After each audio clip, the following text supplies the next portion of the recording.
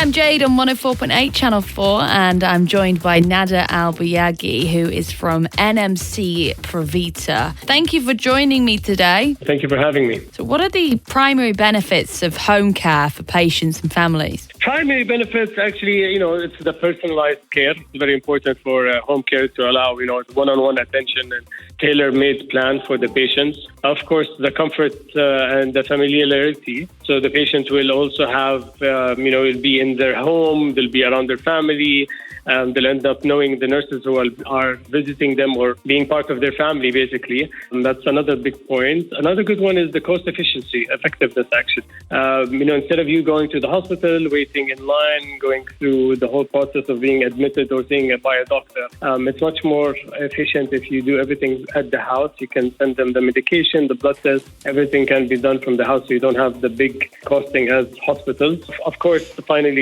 the improvement of quality of life. And how has the home care industry evolved with the advancements in technology? That's an ongoing thing, actually. It doesn't stop. But mostly the main pillars are obviously telemedicine, which after COVID, it changed the world.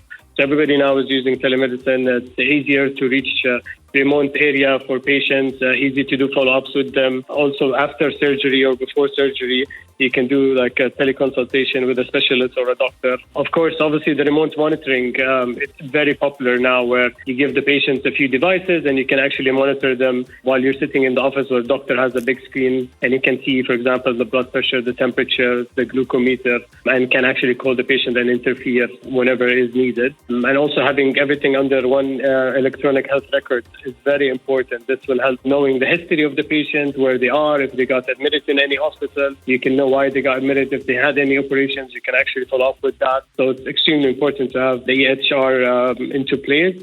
And finally, I think it's the mobile app. You can follow up with their medication, reminders, scheduling appointments, using the Apple Watch or other smart watches to do the health tracking for the patient. Yeah, so technology is extremely important when it comes to home care. Mm-hmm.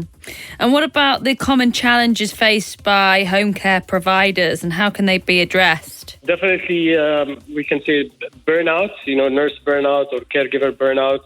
Home care operates very differently than when it comes to hospitals. You don't just go in and you punch in and you punch out. We operate 24 hours. The distance plays a role, going to the patient, spending the time there, and sometimes you have to end up spending more time at the patient's house depending on their condition. Obviously, the regulation and compliance are very tough, very different than a hospital. So it's not easy to always keep up with the regulations. You have to keep on enhancing your operation when it comes to compliance. And what about home care integrating with other healthcare services to make it comprehensive? We are from NMC Group, and you can see how much it really helps when you have a collaboration with the hospital. It makes the patient's journey much easier when it comes to the medical record, the care plan, the coordination, and the follow-ups. Recently, in general, everybody is focusing more on primary care. In case you don't need to go to the hospital immediately, you need to go to the home care.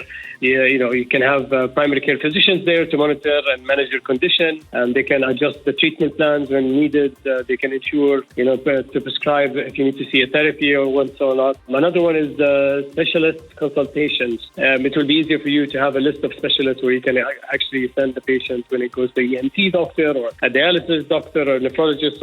That's very important. And obviously the community in general, when it comes to healthy resources. So, when you go to, if you have a good relationship with the hospital, as a community in general, you'll have multiple physicians there, you'll have social services. So, you just widen up your services or reach when you have a strong relationship with a healthcare provider. Thank you for joining me, Nader AbuYaghi from NMC Pravita. It's Channel 4.